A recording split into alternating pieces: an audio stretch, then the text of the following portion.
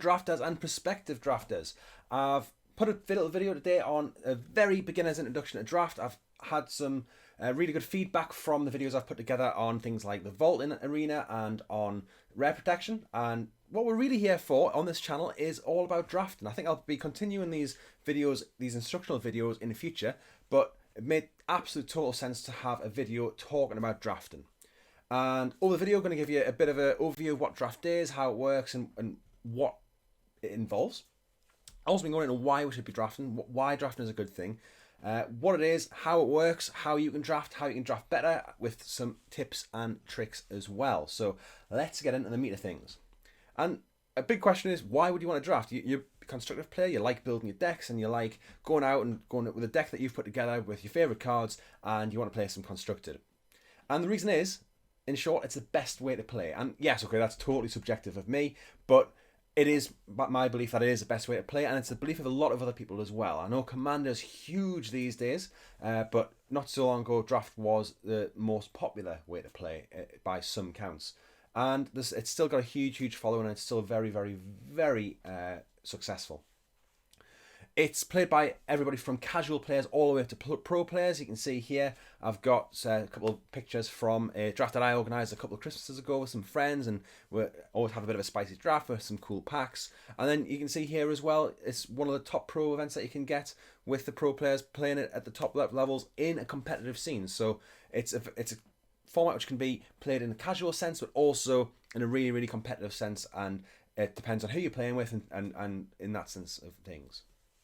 It's also quite a skill-intensive format. It does have a bit of a reputation for being really, really luck-based, depends on what you open, but I think it is a lot more skill-intensive. If you like building decks, it's really good because you're building your deck as you go. It changes every time. You can draft a good format, multiple times, 20, 30, hundreds of times even, and it's still fresh and new every time you draft it. So, there is a definite skill-intensive bit there, and it's not just down to luck. And finally, it's the reason why I first got into draft. The first paper event that I played was a draft, and it's to build a collection. That's why I first got into it. That's why I first started playing it, to build a collection, to play constructed.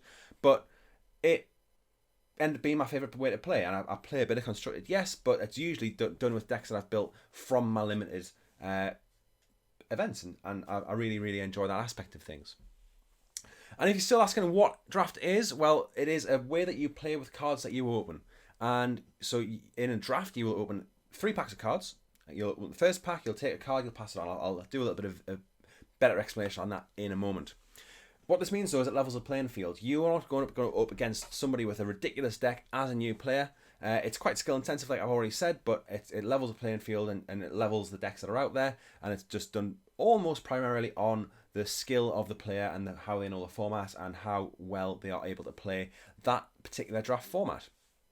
And like I say, the cards are drafted, so we're going to have a look at a little video where I'm going to take you through how a draft works. I'm going to do a bit on Arena, and then I'm going to show you a little bit of the similar way it works on in paper. This video will be mainly Arena focused, but it definitely be ported to paper. And I do have a bit of a special video coming out in the future about looking at going to your first paper draft event, so keep an eye out for that one. So here you can see at the main Magic homepage, you've got the Premier Draft and the Quick Draft both on there. I've chose Premier Draft. It is the way that I would play it most often, and I've chose for enter with gems. As it's loading up, you can see it's ticking around here, finding the different players to play with, and you click ready when you're done, and then you've got to wait for everybody else to click ready as well. And then we get into the actual drafting. So you get a load of packs. This opens a pack, and you get 15 cards here that you can choose from, including land. And you've got a couple of rares there because this is Strixhaven, so you get an extra couple of rares, and you get usually 3 uncommons, and the rest are all going to be commons. It does change a little bit pack to pack. Sometimes you get an extra rare like you do here, and other times there'll be another special slot where you're going to get a particular type of card, like you also have lessons in Strixhaven. You pick a card, and you pass the cards to your left. Obviously, Arena automizes this, which is quite nicely, but you can see that you've got all the different players around that table there that you're playing with. So they are real live players when you're playing a Premier Draft. And I've speeded things up here. So you're going to take a card, pass it left, take a card, pass it left, and you'll notice that every single pack now is going to have one Fewer card in. And again, you can see I picked a Retriever Phoenix first. It was a red card. But then it looks like the black-white deck was open because there's some really good black-white cards. So I've went for the Orzhov or the Silver Quill deck here instead. So just finishing off the pack. And we'll start with pack 2, slow things down again here. So we've got a brand new pack. We've got another 15 cards. We've got a pretty spicy white card in there, which is going to be quite nice. And we've got the rest of the pack here as well. So I'm definitely going to be taking that nice mythic. I think it's a good card in a deck like this, in what I'm doing. And now we're passing it to the right, so you can see the cards are going to the right. Got another quite good card there as well. And this is actually shaping up to be a really nice deck if you know the format at all. But we're taking all the cards, we're passing them to the right, and then I cut that a little bit out, but you're going to be going to the third pack. So we'll again have a new rare. We've got a full new pack. We've actually got 2 rares here. You're not always going to take the rare, even if it's on your colours, because sometimes the rares aren't particularly good. But we'd have what's going on here. So you go through the third pack, and after the third pack, you'll finish it off, and you'll go to the deck build portion. So here, you're at deck build. I've got some cards already in the sideboard, but I want to get this down to a 40 card deck, because a draft uses 40 card decks. And you can see I've got a little trick here to separate out the creatures from the non-creature spells, and that's quite a important thing to do. Often you'll want, in most formats, about 17 creatures, 6 non-creatures, and then 17 lands. Of course, that changes slightly. Sometimes an aggro deck will have 16 lands. Sometimes a slower deck might want to go for 18 lands because you want to get to the bigger creatures and the bigger spells at the top end of the curve. So that's the basics of how you do the drafts and how you build your deck. You can see here I'm cutting things down. You definitely want to go down to 40 cards. You very, very, very rarely want to go to more than 40. And it's in particular circumstances that's what you'll want to do. If you're playing in paper, which I think is a better way to play, you get to socialise with people and stuff like that. Although I would probably say start an arena and get to know the basics. You're going to be playing with actual packs here. So you can see you open up one pack, you'll go through the pack, you'll look through it card by card, making sure not to show the rest of the table what you're looking at, and you're going to pick a card from that. You're going to get a foil potentially in the pack as well. You take the token out, as you can see there, and you'll pick a card. I'm going to go for the Witherbloom command. I'll put that face down in front of us, and I'll pass it to my left to somebody on my left. At this round about the same time, somebody on your right will pass you their pack. They'll have taken a card out of it, and you're going to search through, and this process continues throughout the rest of this pack. So go through the whole pack, you'll put the card face down, you'll pass it to your left, and then once you've got that, you'll have 15 cards in your pack. You'll open up the next pack, and you'll search through and you'll look for a rare there, or not a rare, you'll look for whatever you want to pick.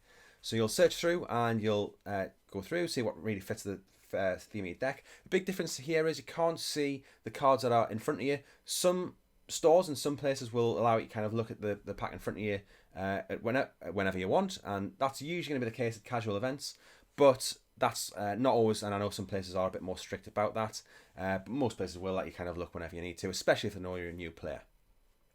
So take a card, pass it on, pass it to the right this time, obviously. It goes left, right, then left again. And when you get to the end of the second pack, you open up your third pack, your third and final pack. And again, you'll search through and you'll choose what card you're going to want to take out of this pack. And that is pretty much all there is to it. You open a pack, you take a card out, you pass it to the left or the right, depends on your first, second or third pack. And then you'll pass it on and go on the next one. Simple as that. For all papers, a better way to play. I do think Arena provides a really good en route to learning how to draft, and there's a few different ways you can play on draft in Arena. You've got quick drafts, you've got the premier drafts, and you've got traditional drafts as well. Sometimes you get the odd different one, but usually these are the 3 main ones you can play, and they all have different costs, different price structures, and a couple of little quirks as well. Starting off with quick draft, it is a way I would probably say this. You're going to where you want to do the first time, because you draft against bots. So when I was doing the video earlier, you could see that the timer was ticking down as the draft was going on, and I had to make picks in a certain amount of time. In a quick draft, you don't have that timer because you're going to be drafting against bots. You can even leave it, come back to it, you can have a bit of a search, see what you think of different cards, see what your friends think of picks should be, and come back to it at a later date. Or you can just take as much time as you need to think about the picks that you're going to make. So I think it's a really, really good way to get started in draft. And it's very, very forgiving. It's only got 750 gems or 5,000 gold to enter. And if you pay 5,000 gold, you're going to have the packs that you draft, and you get to keep those cards as well, which is really, really important when looking at the economy of this. So you then, if you don't win anything, you get an extra pack, and you also get a couple of gems there as well. Not many, fair enough. I think it's 50 gems. If you get 7 wins, so you get to play until you get 7 wins or 3 losses, whichever comes first, you get 2 packs, and you also get 950 gems as a prize. So you make a little bit of gem profit there, as well as getting all the packs that you've opened. And this is quite key, actually, because if you draft and you basically pick every rare that you see, you're going to get at least 3 rares, if not more. So you get 4 packs worth of rares. The draft packs are a bit bigger. You get more. I think you get 1 more uncommon and about 5 more commons in those packs. So you get more cards for your collection. And then you also get at least 1 pack in the prizes as well. So it's almost always going to be more profitable to draft than it is to open packs on Arena. And don't just get 1 pack here. If you get 0 wins, you also get 20% chance. So 1 in 5 times you're going to get another pack. And that percentage increases slightly as you go along. I think it gets about 30% when you get to 6 wins, and obviously you get the guaranteed second pack when you get to 7 wins. So it's a really, really good way to build your collection. Looking at Premier Draft, it's more expensive, but the prizes are a bit more lucrative. It's double the price to Tenry, but if you get all 7 wins, you get 2,200 gems back, which is a profit of 700 gems, which is basically almost a quick draft. And this is a bit more risky because you can potentially not get very much gems back if you don't win very much. When you're doing a quick draft, it's quite profitable still to go 0-3, so you get 0 wins and 3 losses. But if you do Premier Draft, you'll be putting in 10 packs worth of gold, and you would potentially only get a few packs and a pitiful few gems. If the real key point here is getting to 3 wins. So if you think you can go to 3 wins regularly, then Premier Draft is where you want to be, because you get 1,000 gems back, you'll get 3 packs, I think it is, and you also get everything that you've drafted as well. Traditional draft works slightly different. In traditional draft, you always get 3 rounds, and each of those rounds are best of 3. So you get prizes based on what you get. If you get 0 wins, you get a single pack back, and if you get 3 wins, so you go 3-0, you'll get 3,000 gems, and you get some packs as well there. So you'll get basically another 2 drafts for free if you get 3 wins. But it's best of 3, and the reason why I do that is because you don't necessarily want to be doing up to 9 different rounds of the same best of 3 deck. Sometimes you do, fair enough, but they used to do it that way, but had some feedback and they acted on it, which is quite good. Going to be moving on to some tips for drafting, and I think the biggest one I can really say is that you're going to want to stick to 2 colours. And before I really go into these tips, learning how to draft and learn all the tips and tricks is a huge thing. It'll take hours and hours of study to really become a master of it, but there is some quick things that we can get into. So stick to 2 colours. It's usually the best way to go about it. You don't want to be going for 4 and 5 colour decks when you're just starting out. You can draft those decks and it's really fun when they work, but I would say usually you want to stick to 2 colours.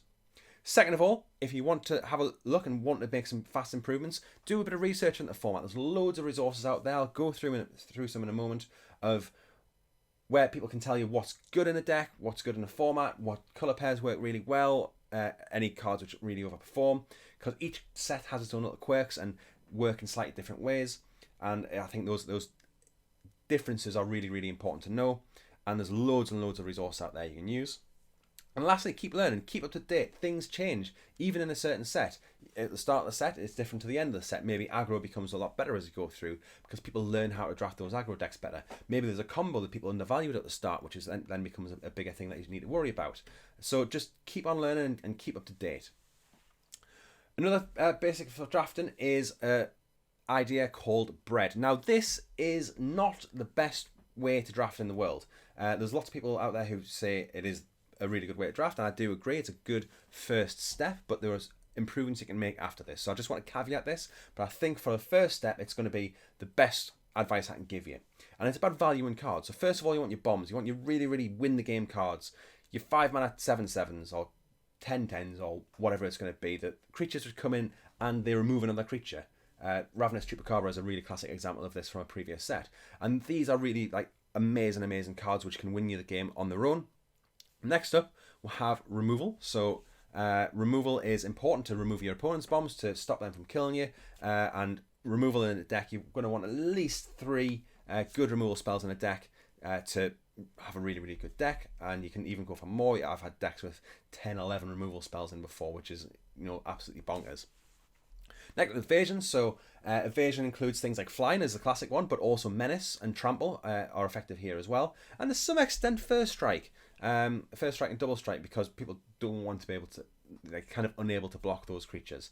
So that helps to get in. Flyers, blue-white flyers usually is a really classic way of winning games unlimited, because people just can't block them and you can outpace them. You get a big blocker on the ground, block their biggest creatures, and then you can just get in the air with your 1 and 2 power creatures, which works really well. And that kind of does lead on aggro. So often aggro, and I think aggro has gotten better in recent years in draft. They've built the sets to really have a good aggro element to them, whereas in the past it wasn't very good. Aggro is a way to win. Sometimes you can just win before your opponent gets to really do anything, and there's the last few sets have always had decks which do this kind of thing. And the last bit, D, is dross or dud or some other derogatory term, where it's just the rubbish that you have left at the end. Sometimes these cards make your decks, but often they'll be cut and you won't want to be playing them. And that's a really, really basic overview. There's loads and loads of stuff you can do to improve on this basic advice and look elsewhere to improve your drafting ability. Some places I would recommend on YouTube. Well, of course, we've got my channel here, Past Left Drafts, which I would love you to do the YouTube things, like and subscribe and all that stuff.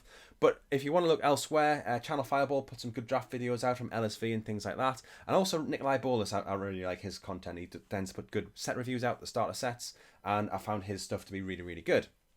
If you're looking for podcasts, Limited Resources is the classic one. So Limited Resources is been going for 7 years, probably more, maybe even 10 years. I've been listening for the last 5, and it was a really, really established podcast when I first started listening to it. But it's got Minute Marshall Sutcliffe and LSV are the presenters, and they've got a really, really good view on draft, but also a really good way of presenting it. Lords Unlimited is probably the second most popular one. These are a couple of guys who do their own version, and I think they do keep it different enough from Limited Resources to make it worthwhile listening to as well. And another one I can recommend. And finally, Draft Chaff, I think, is a really good up-and-coming podcast, which I know the guys who present this one, and I can't recommend it enough. It's a bit more casually focused, but there's nothing wrong with that. They do have very good tips and insights on there, but if you like this channel and you like the kind of love of draft that I have here, you'll really, really enjoy them, so I can't recommend them enough. And finally, on Twitch, if that's more your thing, Ben S, so it's Ben S MTG, Ben Stark, he is a very, very good drafter, and he has a very good channel where he explains all his picks, and you can learn a lot from him. And then we've also got Deathsea and Numat the Nummy, who don't necessarily explain what they're doing as well, but they've got their own takes on draft. Deathsea has some very, very strange archetypes that he likes to play, but he's very, very successful with it as well. And Numat is also a fantastic drafter. So that's a scratch on the surface of the resources that are there, but I think these are the ones that I would hit up first. And that's about it for the video. All I can say is really try draft. It is really, really amazing. A lot of people, it's a favourite format, and there's something very special about it. And then, once you try it in Arena and you've enjoyed it, you kind of got your head around it, you don't need to be an expert, but go and try it on paper. Look out at a store. Get in contact. Say, look, I'm coming along as a new player, and they should be able to look after you. And finally, I would love it if you could share this video to anybody else who's looking to get into a draft. If you know anybody who's struggling to start out, show them this video, show them how it works. If somebody's really worried about wanting to do draft, don't want to put 5,000 gold into doing their first draft, then this might help them to get over that little hurdle. So I really appreciate that, as well as the YouTube stuff. Like, subscribe, share the channel about, ring the bell, and all that stuff, and check out my other videos. I really, really appreciate it, and I'm really thankful for watching this far. See you at the draft table soon. Thanks again.